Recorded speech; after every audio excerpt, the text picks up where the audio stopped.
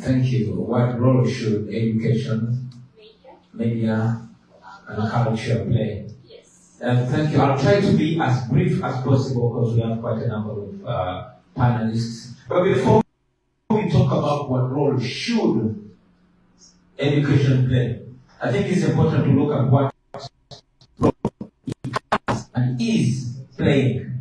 Then we can decide what it should play. We cannot see where we're going unless we see where we're coming from. I'll start with the role education. I'll start with education. What role education has played in shaping African identity. I think education, or rather miseducation, has played quite a major role. In my view, negative. And you will understand I'm speaking as a 44-year-old born in 1982 and inheriting the effects of colonialism and neocolonialism and born into an education system that is meant to channel me and the entire generation into a certain perception. See, we have an education, and actually in Africa, that is teaching us to be servants. An education that has taught us to believe that we are not enough. I don't know how it is in Ghana or in other countries, but until high school we are told about the Canadian prairies, we are told about the traffic jam in New York City, we are talked about the history of America as far as 500, 1,000 years ago, but not talked about the history of Africa just 200-300 years ago. Over time I've learned that has been deliberate. That is why you find, unlike in Japan or in China, an African youth leaving school but learning so much about far away other than Africa. I think that has played a detrimental role, and in order for that education to play a role, it should be centered for self-improvement and focusing on pragmatism, using what we are, focusing on who we are to transform ourselves. It goes further, because most of the education institutions, schools, and tertiary institutions have been religious-based. They're either Catholic schools or Muslim schools and all that. And we must understand, with all due respect to our religions, that religion was a major tool in the colonization of the African mind. And therefore, it is teaching us that we are not enough. It is to teach us that I must have a name Robert, and it must be my first name, and my African name must come next, and so on and on and on and on. That's why I believe that the major thing to do in our education system is to re-educate the next generation, to make sure while we learn, there's a huge effort to unlearn what has not worked and to relearn what has been taught wrongly and differently. That's my view.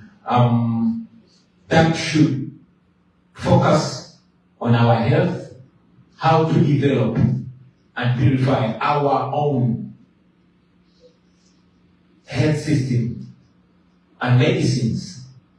From where I stand, I have a grandmother that never went to school, but could look after pregnant women and deliver them, that knew the healing of most ailments and sicknesses. Unfortunately, that has been deliberately fought with our education, to the extent that the modern pharmaceuticals have actually pushed it down the minds and throats of our people that our traditional medicines are bad. Unfortunately, many of them have lost them, and it has not benefited us. But this begins and falls with leadership, because our leaders know.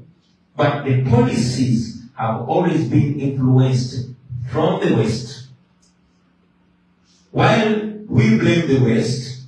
I think we have to take the blame because in our case in Uganda, we got independence 64 years ago.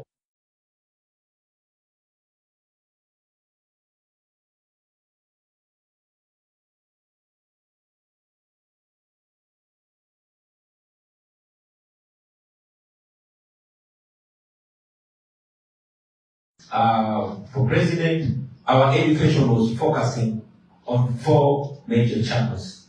That is the academics, yes, the arts, the athletics, and agriculture. In my view, that education alone would be able to transform, because we don't only look at being doctors and engineers, but we need to understand that we as African people, our bodies are blessed with that ability. How about we understand and study the science of abilities so we can own the arts and the athletics way, like it has been in the history that has been rubbed away from us. That is my view about education. Education, in order to shape our African identity, it has to be shaped in Africa, with African values and with an African agenda, not teaching, not maintaining the colonial education. 64 years later, in many other countries like Ghana, you got independence way before us. But you will notice that our education still has elements of colonial education. Now, coming to media, the same way, because our media is largely controlled. The content seems many times to want to channel or to want to associate or assimilate with the West. That is what we, in many ways, define as fashionable and as cool. So that media also needs to be Afrocentric. I'm glad that Africans of today have social media, and we've been able to reshape the content with a little bit more African identity. I believe that is going to revolutionize our media other than centrally controlled media, which we have. The culture, I'm in agreement with Professor. I'm a student of culture. My first graduation was in music, dance, and drama. And just like Professor mentioned, these are just expressions of who we are, which is expressed in our music, in our folklore, in our dance, and in our storytelling. But ultimately, that culture has to be also Afrocentric.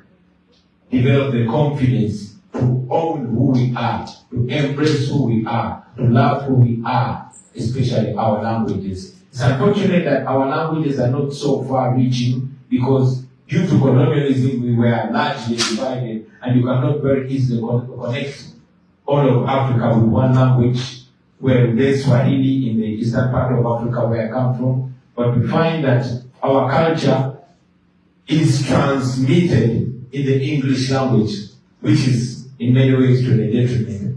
But owning back our culture and re-Africanizing it, I believe is what's going to help shape it to the African direction. I thank you.